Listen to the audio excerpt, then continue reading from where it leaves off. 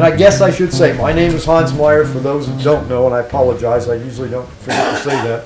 So tonight we're going to do three-dimensional. Three-dimensional is the most fun to do. How many people have done three-dimensional? And this is going to be a boring class, okay? Okay. Three-dimensional is cutting whatever you cut twice. And there's only a couple rules you have to follow. First, we're going to do an easy one. Okay? Here's a swan. Okay? We getting in the camera? Okay, there's a swan, okay? You can do any animal, any person, anything you want. What you have to do is draw a one-dimensional drawing on one side. So as I tell people or teach people when I'm out there, you know, as the people say, I'm a circus barker, okay? This would be, the swan here is like you facing me and I'm drawing your front, okay? All you got to do then is take that object, rotate that object 90 degrees and take the other side, one-dimensional drawing, okay? You put one on one side of the wood, one on the other, and you cut it out. This will become what I call true three-dimensional. We're going to cut this out real quick, hopefully. If I'm doing three-dimensional, I like to do the thicker side first. So I'll do the thicker side first. Now, ask questions if I go fast. I've done enough of these that I do them with my hands. But if you don't feel comfortable, you can use a clamp, or you can make clamps by taking a bolt and some wing nuts and you put them between them, and you put this between. But the only problem is, this is probably cheaper than that.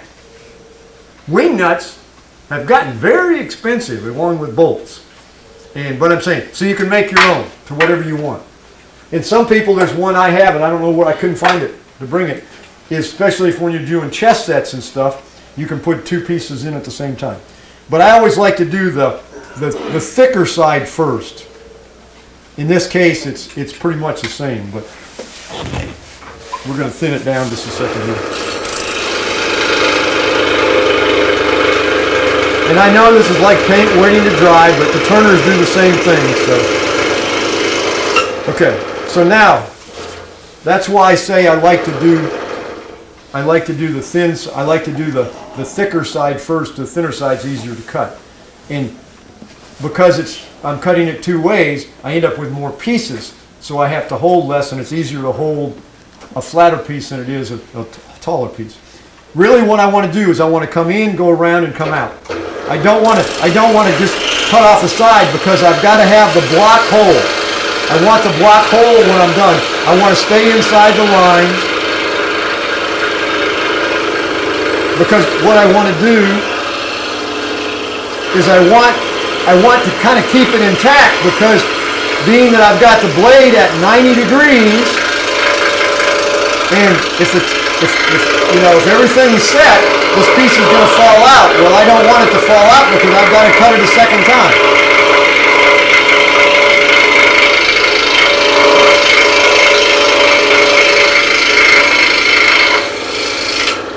Okay, so now I've got that. You see, that piece would fall out. Okay, so I don't want it to fall out, so I use a special clamp on that. It's called Scotch tape.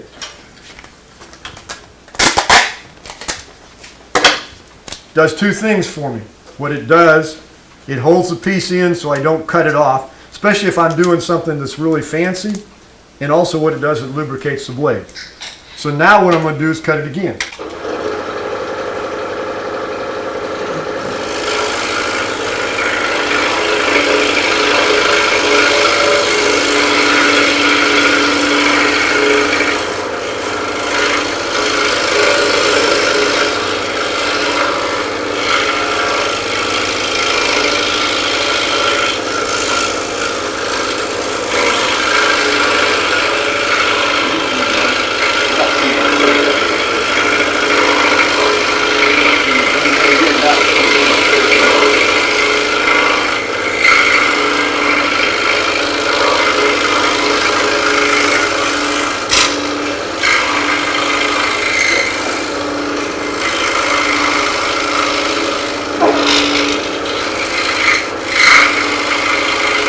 Now the other thing that's nice about three-dimensional, see, now watch, okay, can everybody see where the blade is? See how it's deep in the feathers?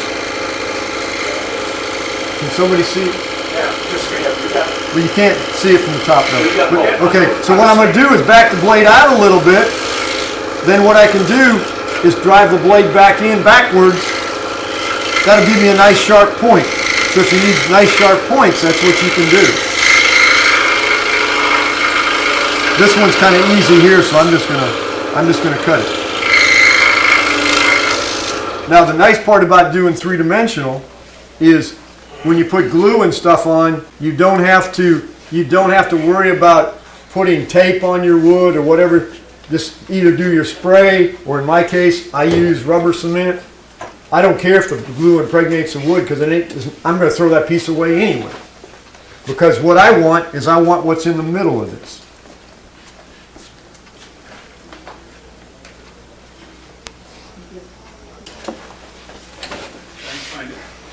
See, and these are the two pieces. These are the pieces I throw away.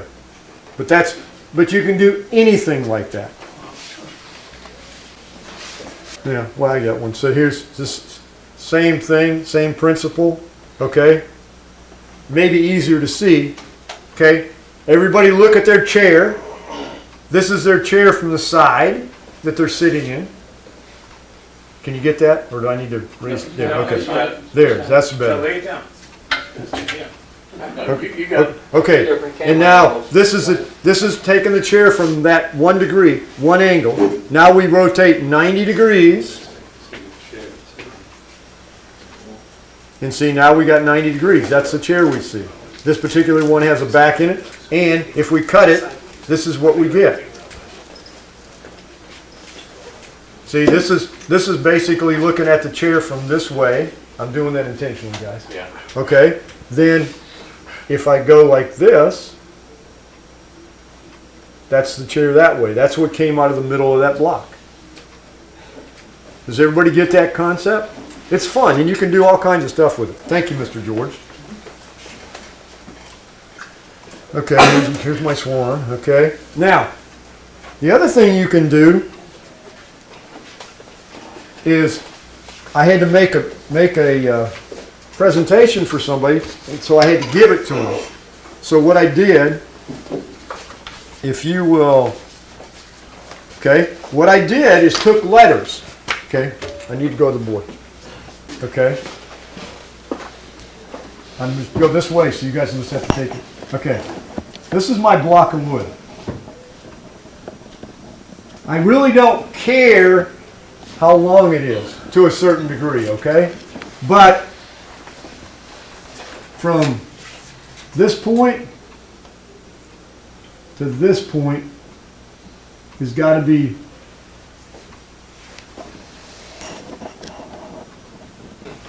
1 3/4, because otherwise you start getting pinching or whatever. That's you go and travel up and down. So what I'm saying, so if you make yourself a block, this is going to be, we're going to make this side 1. We're going to make this side 2. That is basically, this is side 1, okay, and that's side 2 if I was doing this project. But we're going to do a fun thing I just did for a cut. I just had one of my Rotary members became a judge. He just got appointed a judge. So I said, okay, it'd be kind of neat if I made him one. So what I did is and this probably won't be able to cut it from what I'm doing, but what I did is I said, okay, if I do this,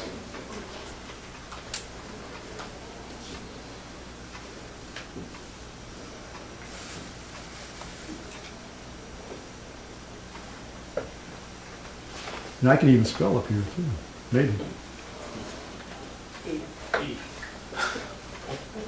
Hey, it's a whole different ballgame when you're up here. Okay, so on one side, I created letters just using Word or whatever, and made it so it said judge on one side. And I said, oh, it would be kind of neat if on the other side I put his name. So on the other side, so what I'm just saying, this is three-dimensional. You got to, this is, you have to.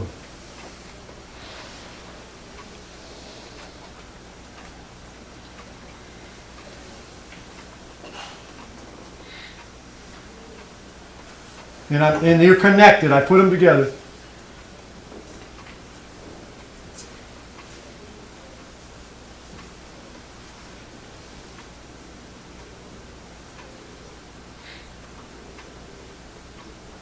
Okay, so I put that on the other side. Now, the only factor that I had to put into play was this factor.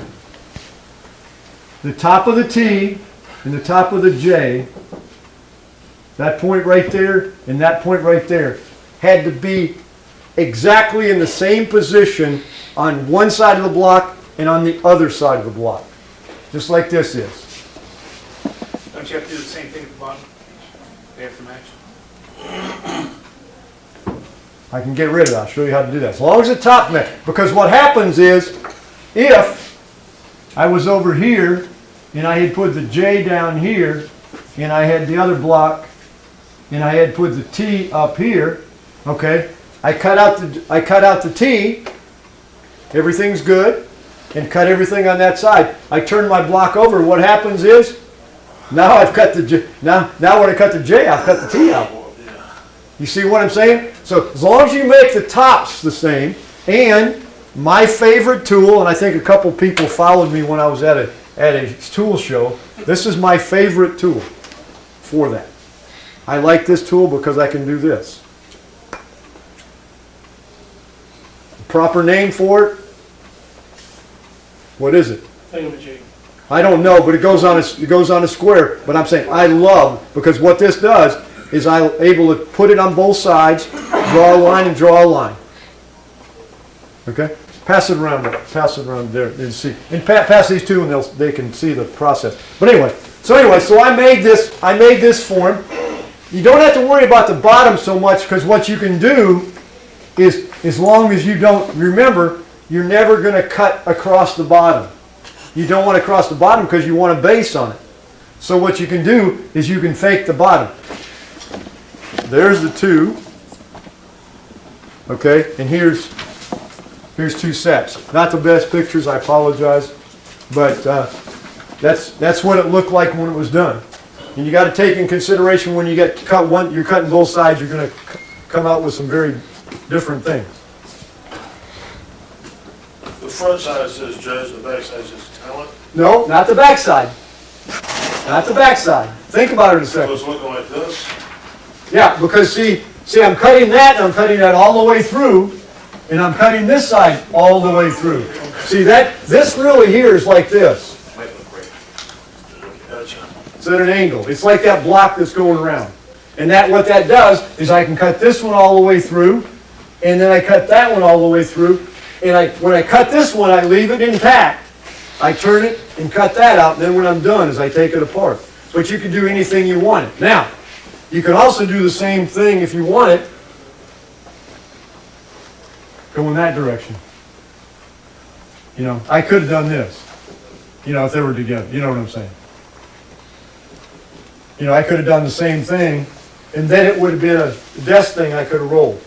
A lot of times I'll put first name, last name, and make a desk set for somebody. But I'm saying that's two-way, and that's three-dimensional cutting.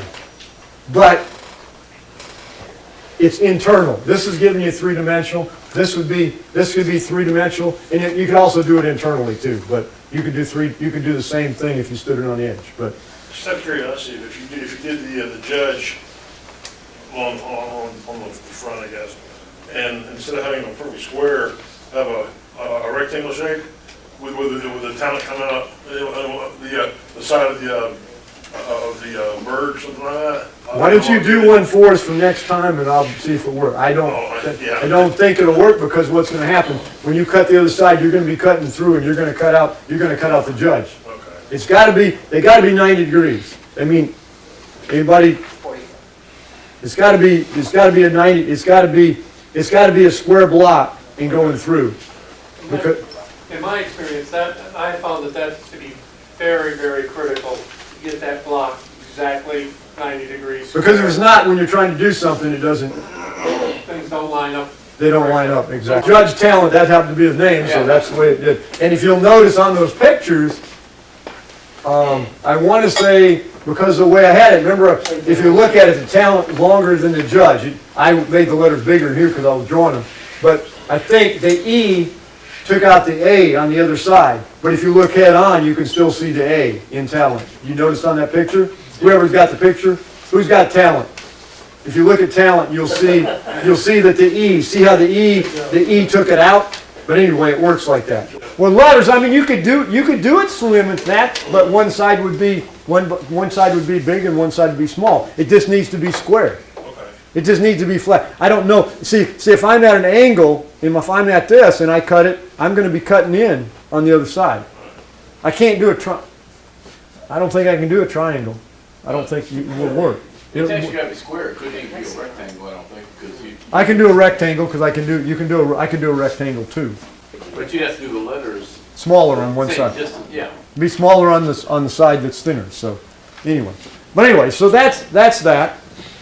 This is one. This was a new pattern I just got, or not? It's new pattern. This is an old pattern. It's been sitting around. Remember, I said I got to cut stuff I wanted to cut. Okay, it's a guitar. It was in the Scroll Saw magazine.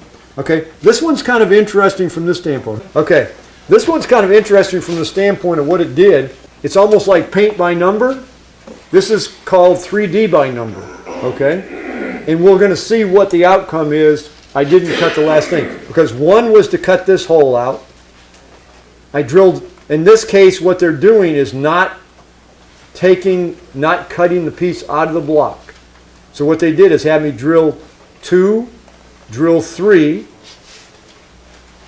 I want to say 4 was there, 5 was here, and 6 is here, okay? So we're going to cut 6 and see what happens. So I cut 1, I cut 2, I was cut a line from here to there. I cut 3, which was a line from there to there, but I didn't go outside the block.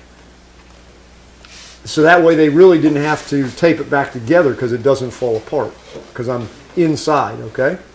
And so now we got one cut. So then I came over here and cut 4 and I cut 5. And now I'm going to cut 6 and see what happens. We're going to cut 6 and see what happens. Okay, so I don't know what's going to happen, but we're going to see. I use my blade of choice, which is a number 5 ultra reverse. I hate the sand, and when I'm doing 3-dimensionals like this, I don't like the sand. Now, it doesn't say which way to go, but it doesn't tell me which way to go, but I'm going to go this way because I'd rather do the keys on the top of the guitar than have to do that last.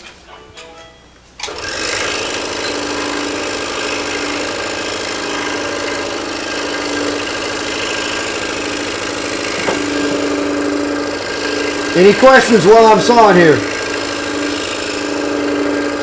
I just have a hard time looking up, but I can answer the question. The 3D can be fun, but these are kind of interesting.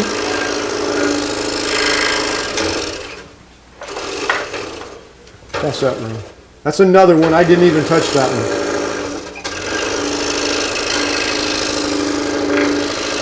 That's a dulcimer. There's a lot of patterns out there. If you've never done a 3-dimensional, the first one you do, you look at and say, how in the world did that come out? Especially when you're doing something like one of these. Okay? That's a seahorse on one side, and you say, ain't no way that's going to work. So you put the picture of the seahorse on one side, and you put a picture of the mermaid on the other side. When you cut it out, you cut one side, you tape it back together because you want that square block. Then you cut the other side out, and then you take it apart like a puzzle. And just like most of my students, when they first do it, you don't cut this off at the bottom. You leave that because you need the stand.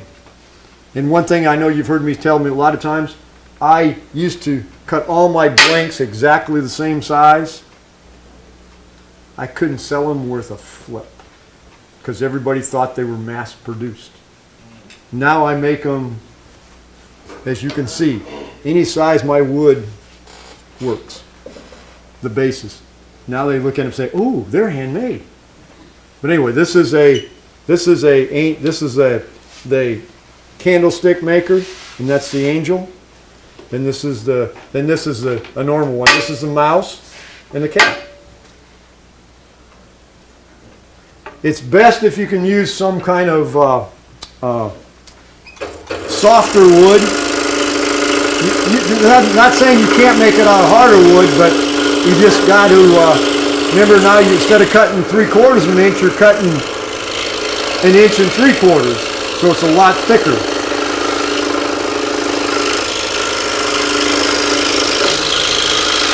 But this is going to be interesting to see what happens with this thing because I don't understand what's going to happen, but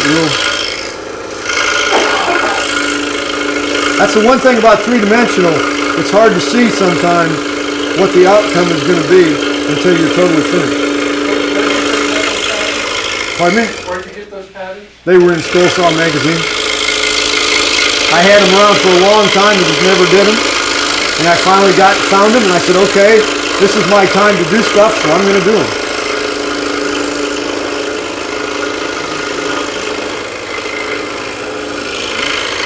Now we'll see what happens.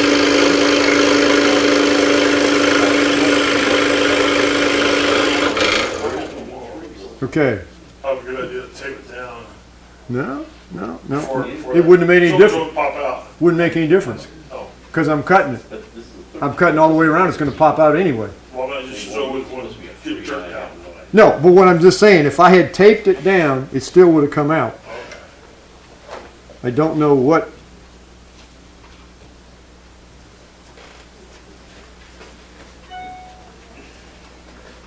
There's the guitar.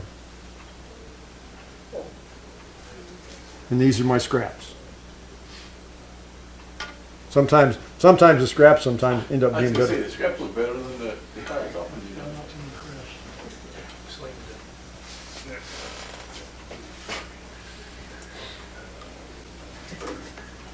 But I'll pass that around and everybody can see. And here's the guitar and that we did. But anyway, that's that.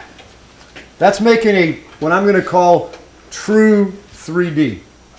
And I say true three-dimensional is because you're taking a single object and you're doing the front of it and then 90 degrees and doing the other side. Like that's the guitar, three-dimensional. You got one side, you got the other. The chair that George had, true three-dimensional because you got the side and the seat and whatever. Now, the part that's fun that you can have a good time with, and I'm not going to cut any, but are these, because you can do anything. Okay? Here's a fish. Okay? There's a book that has a lot of these in it. Don't know the name of it right now, I apologize. But it's out there. Okay, so that's a fish on that side. Okay? That's a mermaid, right? You're all wrong because it's a rabbit. See the rabbit on the end? But we'll pass that one around. But I'm saying, the part about these, I call these 3D 2-in-1. And you can have fun with these. Is what you've got is here's a football player, wood football player. Whoops, sorry. Maybe I do it this way. Well, you're not gonna be able to do both at one time. Just No, don't worry about it. there. See, that's a football player. I know let's do it this way maybe. Okay, there's a football player, okay? Now, if you have a football player and that football player is the quarterback, who's the next person you need? I could have done the other side of the football player and I'd have had total three-dimensional of that quarterback, okay? But instead, I got the receiver. So you can have some fun things you can make for gifts and that type stuff that are very unique. Here's tennis player. Okay. Well, that's overhead. There's ground stroke. So you can make some interesting ones. So this is what I call 3D 2-in-1. This is one everybody normally doesn't get, but we're going to do it this way first. Okay, there are a lot of them. Everybody has them. There's probably one, there's at least one within a couple blocks of your house. Cigarette lighter. Wait, yes. Fire. Fireman with their hose in his hat. So you can play around, and so they're a lot of fun to do. And then I'll do one last one. Since I heard today is what, 10 months till election? So what I tell people is they take this and they can put it on a Lazy Susan and spin it. Yeah. But anyway, so that's those for you to look at. Okay, now you can do this. Is this camera working better than that one right now? So these are ornaments you can make for Christmas. I know it's not Christmas, but these are totally three-dimensional. So what I'm saying is what I had on one side, I had the same thing on the other side, and when I cut it, it made these shapes. Okay? Then you can do the same thing, and you've seen me make birdhouses. Okay? So there's the birdhouses. Okay? I mean, there's umpteen patterns. Now, in my case, if you look, that's a three-dimensional bird. Okay? Now, and here's a stand-up version of that.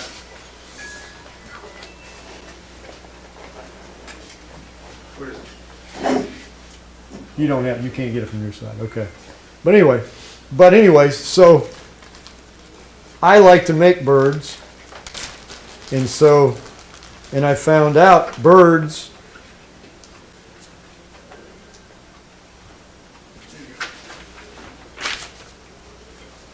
made out of that kind of wood really work well. Even though if I do a light birdhouse and I make them out of that, I'll outsell them 3-to-1 using that colored wood. Now, these two birds are made out of the same wood, except turned the opposite direction. Yeah, it's kind of hard to see that way, aren't they? No, No. that's fine. Okay, but anyway, but people don't like sawing these for this reason. There's the blank. Okay? Okay? That's one side. This is two birds, and there's the other side.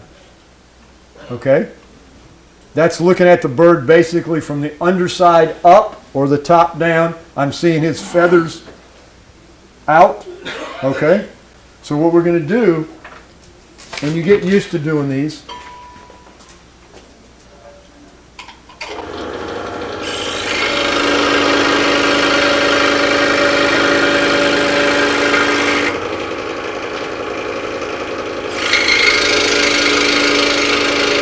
probably don't have to do this, but I like the smallest piece of wood I have to cut. It makes it a lot easier. I took off the end. Okay? Is that good? See, I just took off that side because then I don't have to cut it. Now, in this case, I always do this side first.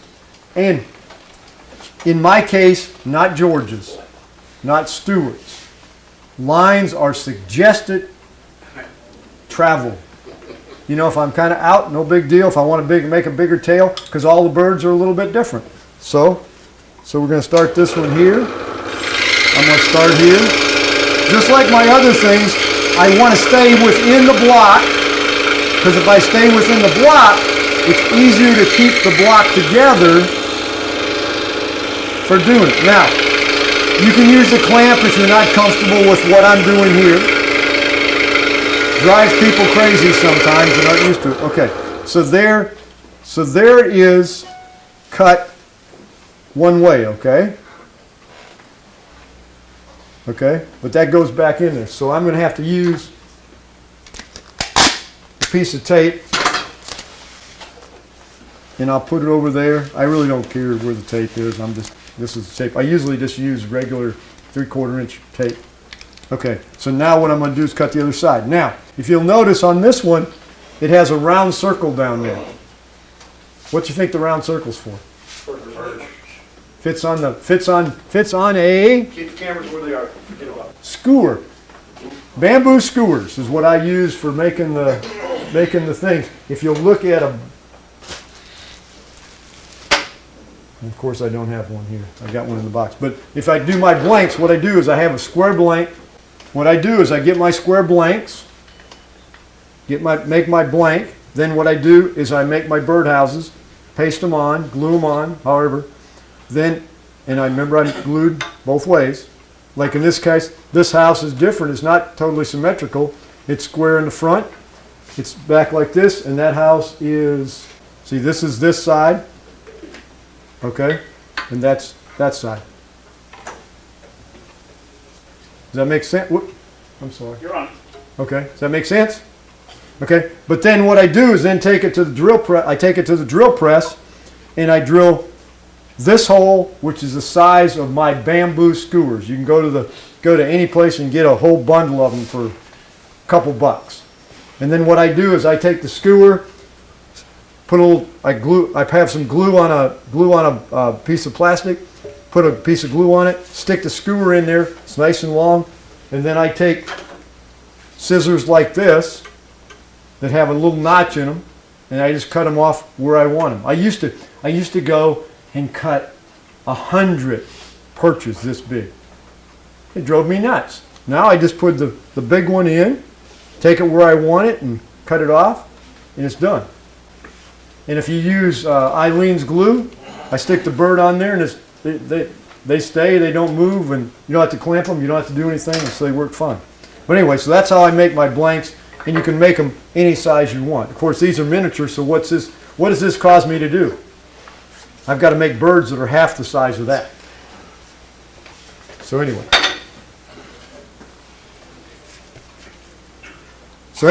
Now on the bird, what we want to do, yeah, okay.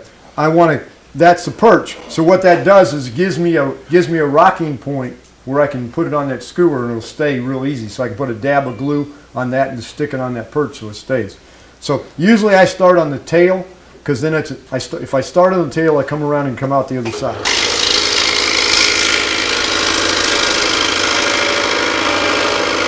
Now I'm just going to come up here.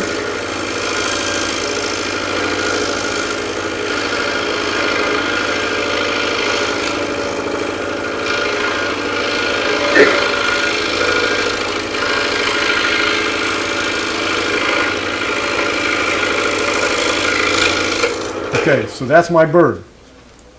So when I push it out, okay, I have 3 birds, okay? I have 2 birds, which I give to my friend, Mr. Rob, and he takes them and puts them on his birdhouses, because he doesn't care about, I like totally 3-dimensional birds.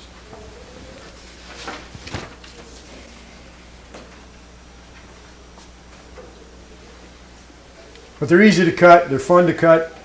I've even had some turners come to me and ask me if I could cut some birds for them they make these nice, beautiful birdhouses that they turn on the lathe, and then they try to go to Hobby Lobby or someplace to get some birds. So I've given them some birds, you know. But anyway, there's one to pass around. I mean, everybody's done that. I mean, raise your hand if you've done birds. I mean, probably half of you guys, people in here have done them. Okay. Now, the other one is what I gave out tonight. I gave a hair bow out. I pre-prepped this one a little bit, so it's not, matter of fact, I think I pre-prepped this one even more. Okay? This is the one side of a bow. Remember, I've made these the size of my finger, and I've made them as bow ties. Okay? And all you got to do is take the fixture off of one of those non-tying bow ties, and they work really well. You just put 2 hooks on them, they work really well. For people, you know, just gives you a unique thing. But anyway, this is the one side, that's the other side. Okay? And it's got 2 holes in it, so you drill 2 holes, you cut those out. In this case, then I cut those out, then I cut this, and then I cut this, and then I tape my block together.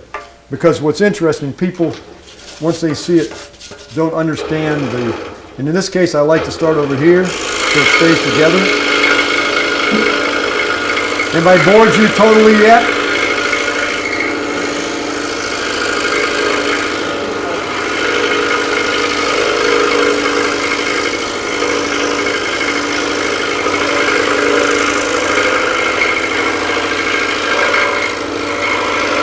This particular pattern, along with the Birdhouses, are out of Scroll Saw magazine. So that's where the patterns are. In this bow pattern, they've made different ones. There's 3 or 4 different patterns out there. Some people even can use to make packages, bows for their packages. Remember I said that lines are suggested travel. Okay, now, so I take this out, okay, that usually gets thrown away, okay. This side, am I better down here, guys, so both of you can get I got the cameras on both sides, it's hard for me. You were good right where you were. Okay, Right there. this one I used to throw all this stuff, throw this stuff away, but now I keep these. I give these out to the little girls and stuff. You can put magnets on the back of them and you can make locker magnets or whatever. So here's this piece. He's got the camera there. So this piece gets thrown away, and then there's my 3-dimensional bow. And you've got just enough recurve in it like that because it fits a barrette perfectly with that curve like that. This is one of the books they have out there. This is one of the books they have out there. It's on the shelf. There's another book. There is another book which has some of these patterns, which got me started into that. I looked at the first pattern on the first page when I got the book, and I said, "There's no way it's going to show up like that. How can it show?" They showed this picture in the front. I said, "They ain't going to cut them out like that with that pattern. Cut it out. It will blow your mind the first time you start doing 3D 2s and 1s." Okay, but this one has a couple. This one's kind of fun. The mailbox. That's the Swan I just did. There's the common tulip. That's a common one that everybody does. Mailbox is always fun. But once you get the concept, that's basically a test one. There's a butterfly. There's a swan. There's a Christmas tree.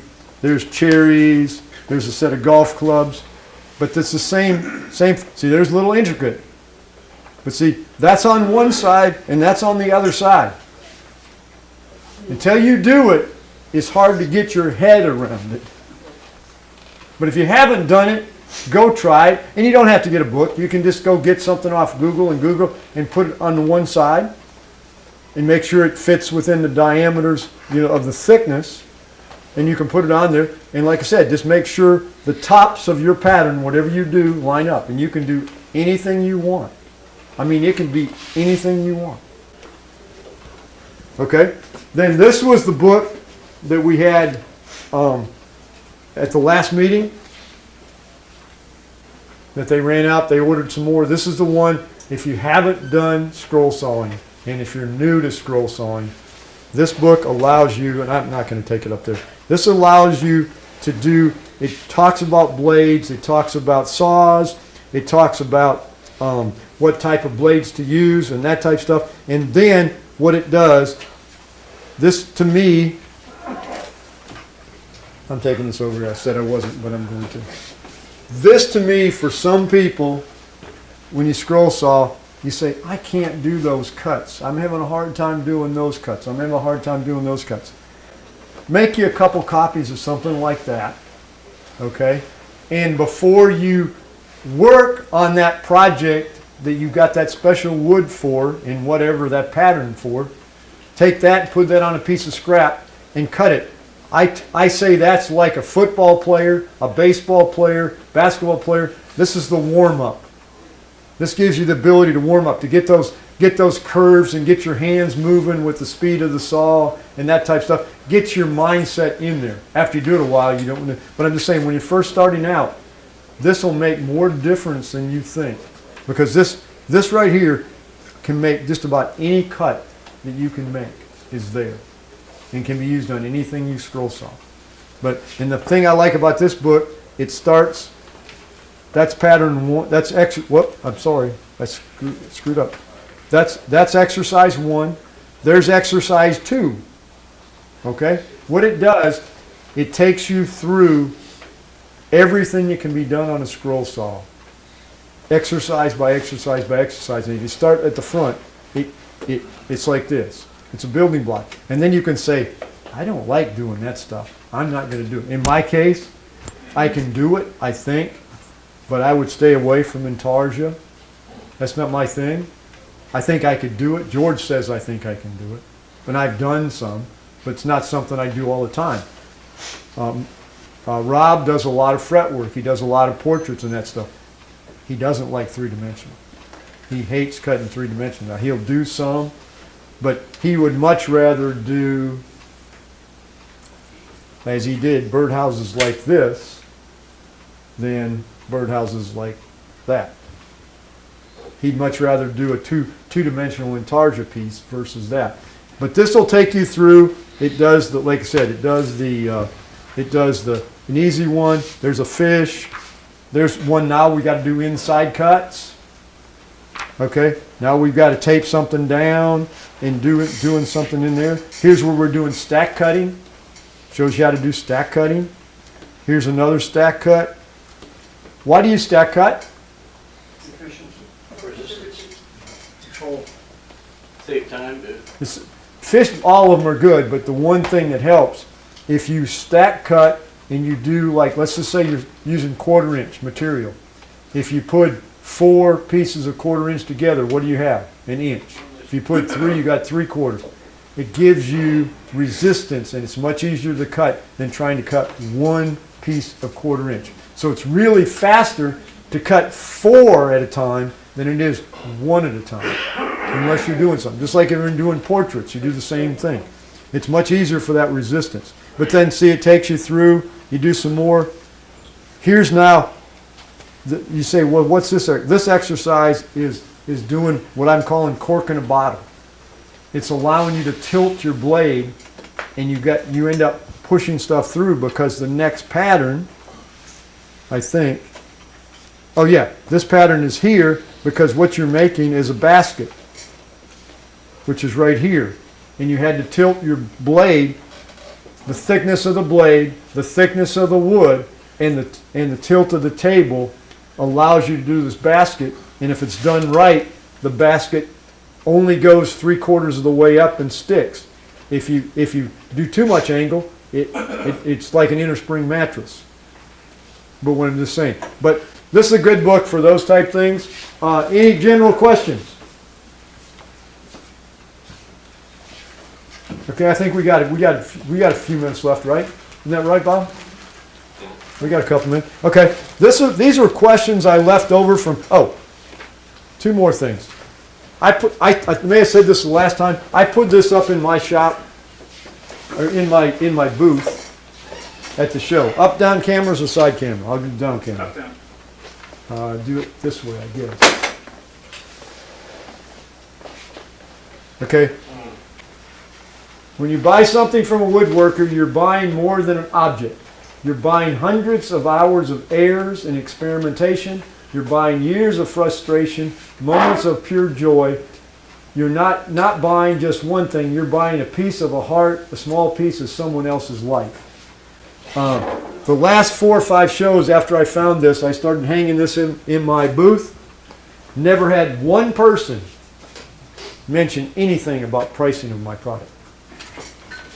Not one word. They read that, and whatever I had on it, they bought it.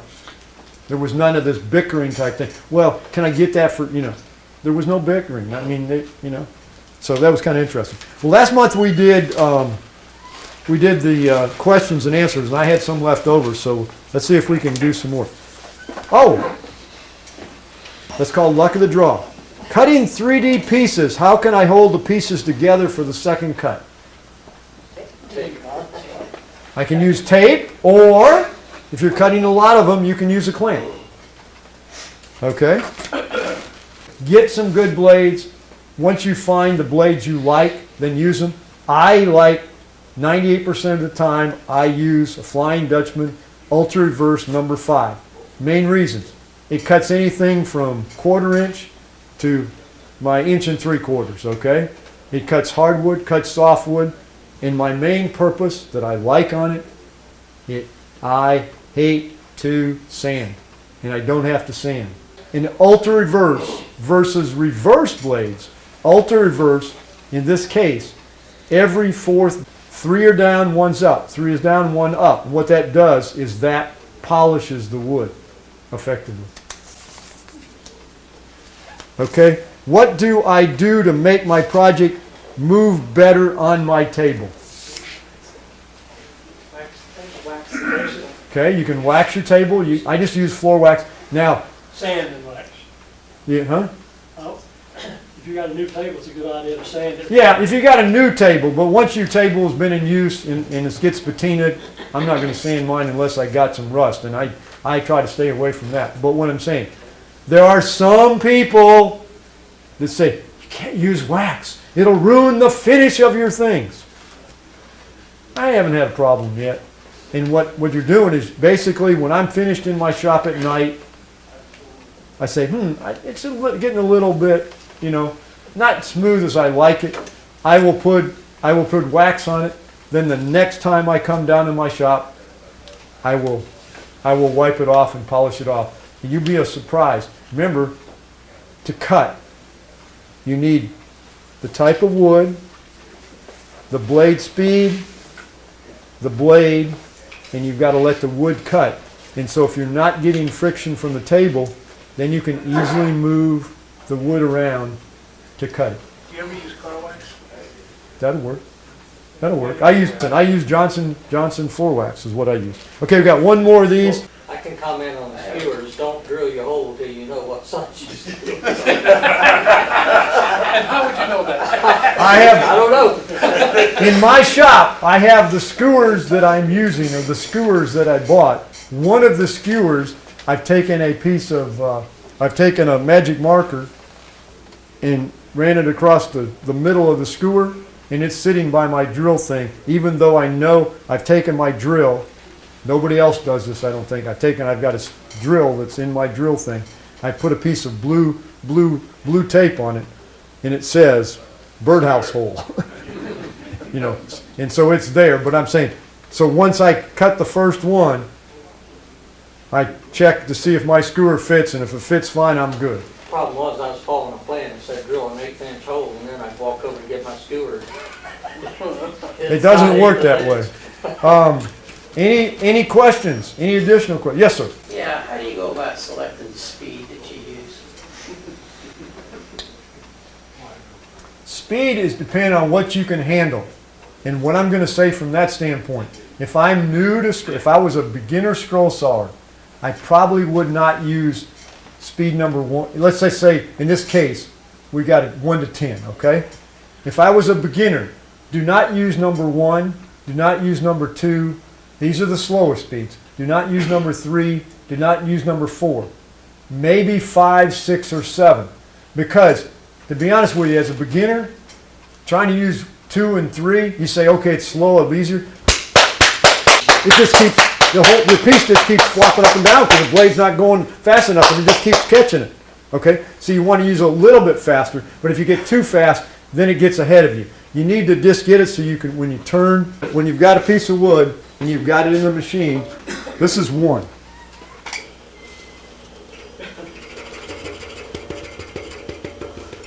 See, and you're going to be constantly holding it down. And I don't think you need to go that slow as a beginner. See, I'm saying here, then you can still follow it. Even that may be a little bit slow for me, but I'm saying for you, as long as you can follow the pattern. Remember, you're letting the wood cut, you're letting the blade cut the wood. See, because what you want to do is when I get done here, boy, this is slow for me.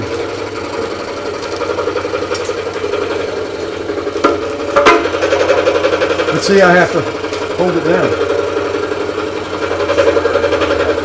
See, if I'm letting the blade cut the wood, then this will happen. You gotta get the right size skewers. Yeah. Way too big. I don't like thin ones for anything. That piece will just come out because I've cut straight 90 degrees. Now, George and I, we wished it ran about twice that fast. Because once you get it, it's so much easier. So what I'm saying, I would say if you're a beginner, get in that 5 to 7 range. You know. Now, if I'm cutting Corian tile, or if I'm cutting plexiglass, I cut 6 or 7. Why? To keep the heat down. Otherwise, I cut it, it looks great. I try to get it apart and it doesn't go apart because it's glued back together because of the heat. So, thanks for coming.